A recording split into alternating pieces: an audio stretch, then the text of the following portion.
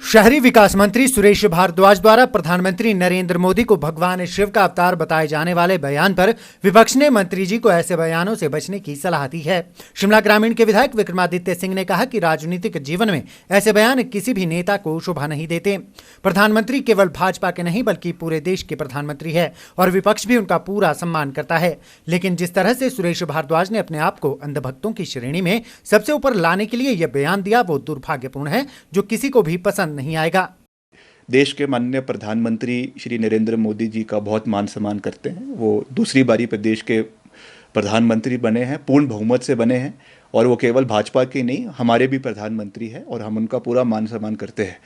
मगर जिस तरीके से सुरेश भारद्वाज जी ने मैं समझता हूं कि अंधभक्त की श्रेणी में अपने को सबसे ऊपर लाने के लिए ये बयान पिछले कल जो दिया, ये बहुत दुर्भाग्यपूर्ण है, क्योंकि इस तरीके का बयान आम आदमी को तो वैसे ही पसंद नहीं आएगा, मगर अगर माननीय प्रधानमंत्री भी इस बयान को सुनेंगे, मैं समझता हूं कि उनको भी इस तरीके की चाटुकारिता से जो है वो चीज़ पसंद नहीं आएगी। मुझे लगता है कि पिछले दो तीन दिन पहले जो घटनाक्रम उत्तराखंड के अंदर घटा है, उससे कहीं ना कहीं मुख्यमंत्री बनने का जो एक जो है मुख्यमंत्री बनने की खुजली कई मंत्रियों के अंदर जो है वो लगनी शुरू हो गई है और उसी का ये परिणाम है कि इस तरीके की बयानबाजी शुरू हो गई है कि जैसे वहाँ पे रावत जी को बदला गया, वैसे यहाँ पे जयराम जी का भी पत्ता कट सकता है।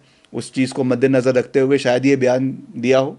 वहीं शहरी विकास मंत्री सुरेश भारद्वाज अभी भी अपने बयान पर कायम है। उन्होंने कहा कि कोरोना महामारी के दौरान जिस तरीके से पीएम मोदी ने इस महामारी से निपटने की रणनीति बनाई और उसे अमली जामा पहनाया, उसके चलते दुनिया में उन्हें विश्व नेता के रूप में देखा जा रहा है। सुरेश भारद्वाज ने कहा कि कोरोना वैक्सीन बनाने वाली 2 कंपनियां भारत में ही है और भारत में ही सबसे ज्यादा वैक्सीनेशन भी हुई है और यह सब भगवान शिवशंकर का ही वरदान है और लगता है कि शिवशंकर के ही अवतार पुरुष के रूप में नरेंद्र मोदी अवतरित हुए हैं।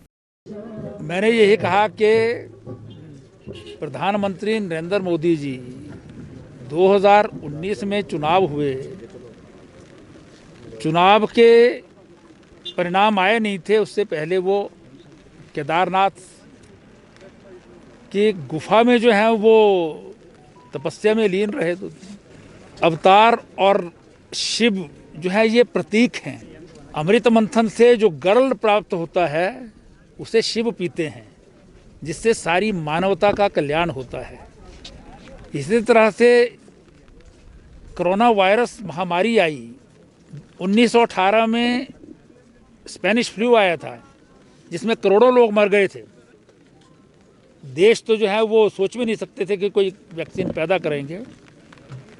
तो भारत 137 करोड़ आबादी वाला देश है, जिसमें कोरोना वायरस से जिस प्रकार से प्रधानमंत्री नरेंद्र मोदी जी ने जो है वो टैकल किया है उसको, और सारी दुनिया में एवरेज तुलनात्मक दृष्टि से अगर देखें तो सबसे कम मृत्यु दर रही है, सबसे अधिक रिकवरी रेट रहा है।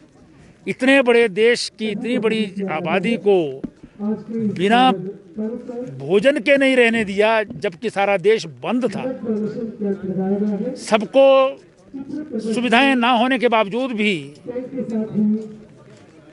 देश में बनाए अपने आप लोगों ने उनके आह्वान पर मास्क बनाए और चीज़ें बनाई। तो ये काम किसी महापुरुष का, किसी अवतार का ही होता है। अवतार जो है वो महापुरुष ही होते हैं, उनको जो है वो कोई ईश्वरीय शक्ति होती है उनके पास। तो इसलिए इसमें तुलना जो है वो किसी व्यक्ति से नहीं की है, ईश्वर से भी नहीं की है। शिव के अवतार तो मनुष्य रूप में ही आते हैं, अवतार जो है वो ईश्वर स्वयं नहीं होता। तो इसलिए जो है मैं समझता हूँ कि इसमें किसी प्रकार की भी जो है वो गलती मैंने नहीं की है। वास्तव में जिस प्रकार से आज जो है सारे देश की व्यवस्था हो रही है, 2 वैक्सीन हिंदुस्तान में आत्मनिर्भर है, हेल्थ की दृष्टि से भी, डिफेंस की दृष्टि से भी और बाकी चीज़ों में भी। तो इसमें जो है वो निश्चित रूप से जो है वो 2014 के बाद जो देश में एक परिवर्तन आया है, उसमें जो है वो हम अगर जो है वो अवतार कहेंगे तो कोई अतिशयोक्ति नहीं होगी।